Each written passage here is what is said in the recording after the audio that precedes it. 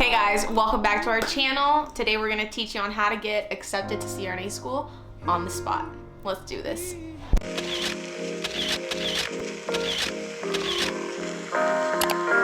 What's going on, guys? Welcome back to A Couple Nurses. This is Cordero. It's your girl Monica. As you know, I just uploaded a video on my CRNA journey, and today we're doing our journey part 2 video. So we're going to document all of this and we're going to keep you guys updated throughout our journey, and hopefully you can get some value from it. So absolutely. Don't forget to check out our podcast at Code Blue and Bullshit. Got some new episodes loading, and also follow us on our Instagram at A Couple Nurses. Okay, so in this video we're going to talk about some of the time constraints, some of your stats, and then what are the next steps. So real short and sweet. It is October now. When did you get accepted? I got accepted in September, like mid-September. September 14th is when they released the official acceptance letters. And the application opened in February and it closed June 1st. And I ended up applying and finishing all my things that I needed to around, I say April. So that's crazy. So the application opens in February. So people that applied in February to this school are not finding out until September. Yeah. So that just gives you guys some perspective. It's a journey. The nerves are gonna definitely be in there. You applied on the later end, so you didn't have to wait that long. I did apply on the later end, and you know, just to keep it short and sweet, as some of you who actually know me, I'm a person that likes to get everything just done, and so I just was frantic for like a week straight and just like submitted everything that I needed to get. And I think the thing that takes the longest, so just kind of put this in the back of y'all's head that y'all are looking into applying into CRNA school, is the recommendation letters. People think that, oh, you just have to get these recommendation letters compiled together. Some schools are like that, to where you can get them already sealed and sent off to the school. But a lot of schools are changing and they're doing it electronically. So whenever you're on your portal, you have to send a link to the person that's gonna give you a recommendation letter. Every day, like. And you're like, did they, you know, you get an email if they actually put one in. But the thing is, you need to keep up with that. So that's just something. That's probably one of the first things that you may want to start getting completed or get sent out first. That way, it's just when you complete everything, then you're completely done with the whole package. So everybody wants to know, how did you get into CRNA school? How much experience did you have? What is your GPA? And like all these questions that we were asking everybody before we start applying. So how much experience did you have in the ICU? I mean, if you want to be specific, I had a total of a year and 11 months. I'll have my official 2 years here October 19th. Seems like longer than 2 years, right? It does seem longer than 2 years. I started out my journey in a neurotrauma ICU, and then I shortly, decided to switch specialties. I wanted to expand my knowledge, and I went into a cardiothoracic and transplant ICU. But I can tell y'all, for the ones that y'all are watching this video and need a little bit of, support or just, positive thinking, I've met people that have gone into CRNA school with 1 year of experience, and I've met people that have gone into CRNA school with 5 years or more. The possibilities are endless.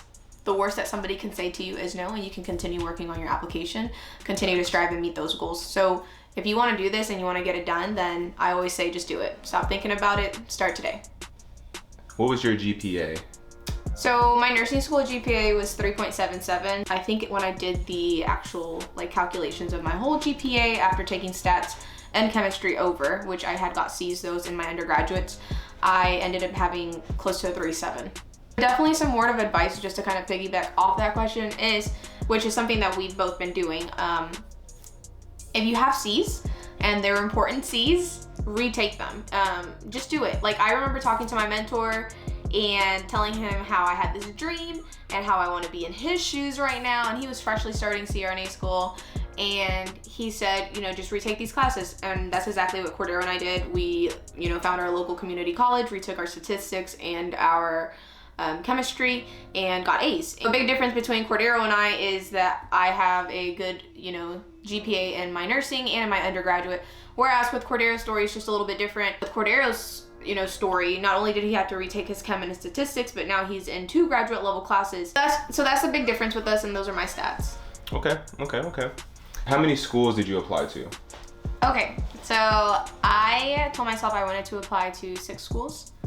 Again, this is all advice from my mentors. I was only listening to people that have already been in this position, and that's something that you all need to take away from this video. Yes. Is do not take advice from people that aren't in your, they're not in this position, either A, practicing currently as a CRNA, or in school, because other people are just gonna bring you down. So just quotes by Mon. I applied to a total of 6 schools.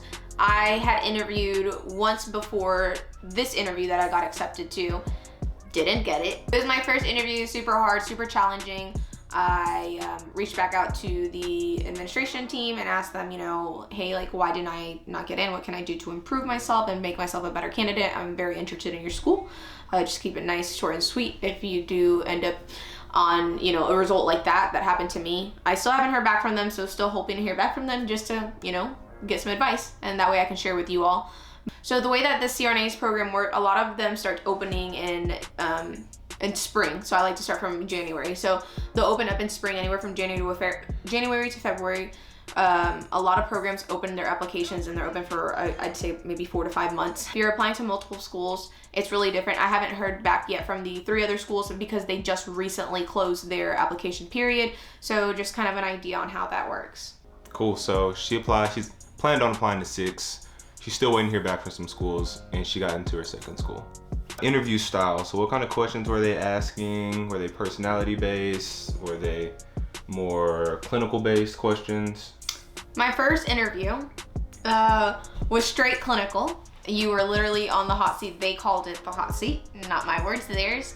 And it was intense. You know, whatever you put on your resume, or CV, I guess we would call it now, whatever you put on your CV is free for all. So make sure you're confident in a lot of the things that you're putting in your CV. I know half the time when we're creating our CVs, we're like, we want to kind of sell ourselves and, you know, show them what we know and how much knowledge that we have. Make sure that you can back that up. Whatever is on that paper is, like I said, free for all for them to ask you questions. Yeah, it was very clinical. Some advice that I have for you all whenever you're getting ready to prepare for your interview, have 3 patient scenarios ready and ingrained in your head. And I'm talking about down to the pharmacological interventions, any other interventions that you're gonna, you know, add to your scenario, any treatment modalities that you're gonna add to your scenarios, and make sure that you know the ins and outs of everything that you're talking about. You set the tone for your interview, and that's something that I can say that I've taken away from my mentors. Multiple people have said that. Almost every person that I've talked to has said that. You're guiding your interview, so you're setting that tone.